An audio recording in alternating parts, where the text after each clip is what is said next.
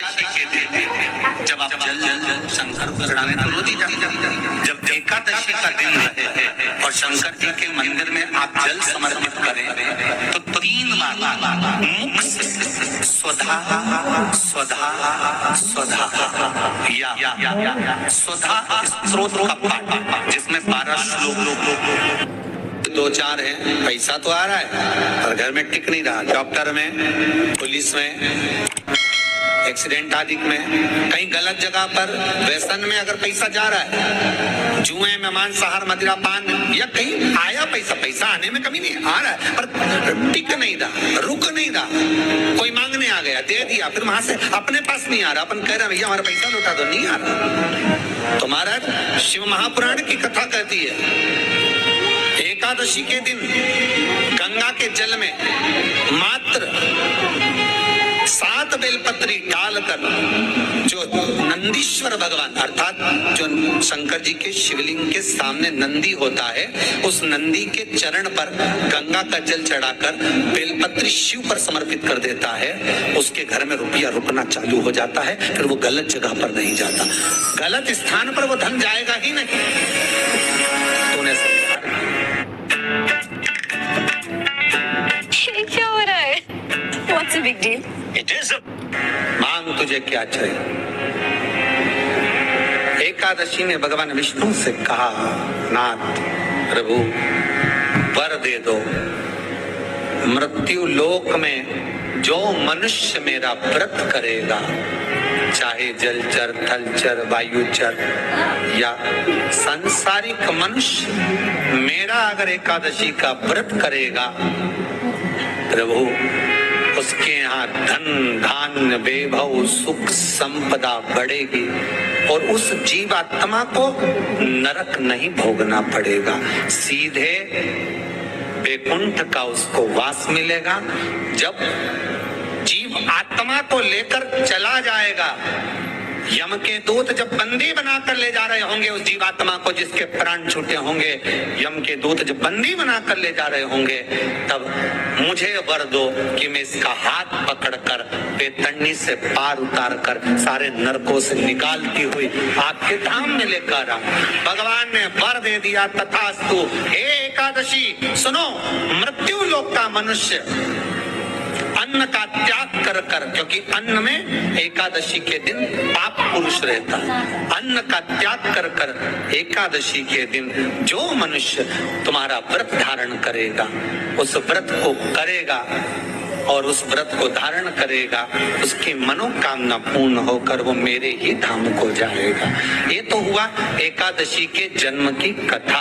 एकादशी के दिन गंगा के जल में मात्र 7 बेलपत्री डालकर जो नंदीश्वर भगवान अर्थात जो शंकर जी के शिवलिंग के सामने नंदी होता है, उस नंदी के चरण पर गंगा का जल चढ़ाकर बेलपत्री शिव पर समर्पित कर देता है, उसके घर में रुपया रुकना चालू हो जाता है। फिर वो गलत जगह पर नहीं जाता, गलत स्थान पर वो धन जाएगा ही नहीं।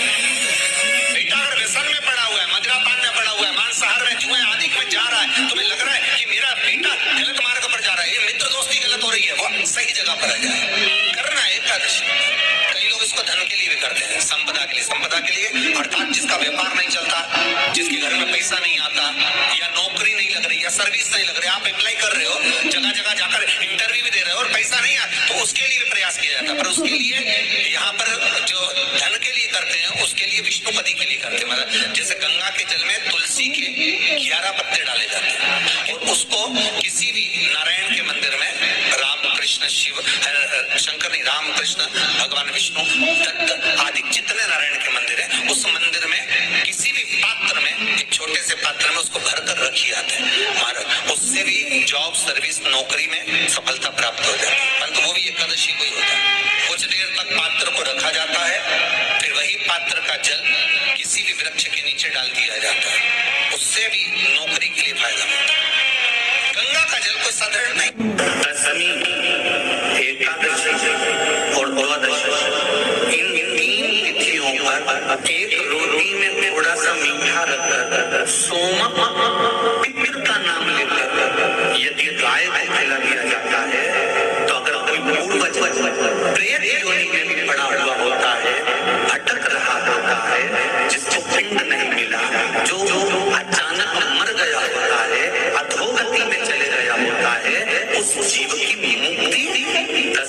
एकादशी और द्वादशी, ये 3 दिन सोम पितृ का नाम लेकर रोटी में, पूड़ी में मीठा रख कर गाय को खिलाया जाता है। ये 3 दिन तक तो वो पितृ कभी भटकते नहीं है, उनको मुक्ति प्राप्त हो जाती है, मोक्ष मिलता है।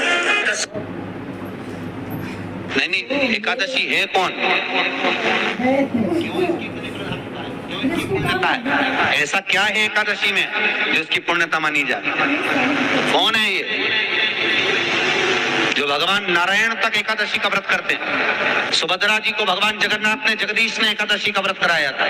बद्रीनारायण भगवान को माता लक्ष्मी ने एकादशी का व्रत कराया था। क्यों?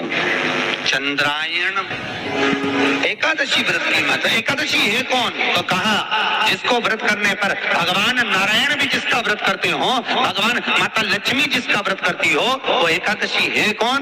तो शास्त्र वर्णन करता है महाराज, स्कंद पुराण का सुंदर चातुर्मास्य खंड के अंतर्गत वर्णन आया है महाराज। एक बार भगवान विष्णु आनंद में विराजमान थे, पद्मावती और माता लक्ष्मी दोनों उनके पास में विराजी हुई थी। भगवान लक्ष्मी और पद्मावती दोनों बैठी, एक सिर के पास, एक चरण के पास।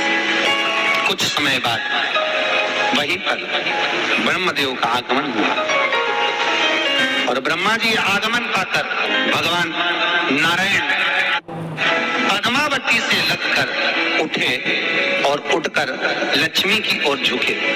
झुकने पर इन तीनों के समागम से भगवान नारायण के हृदय चित्त से एक कन्या प्रकट हो गई।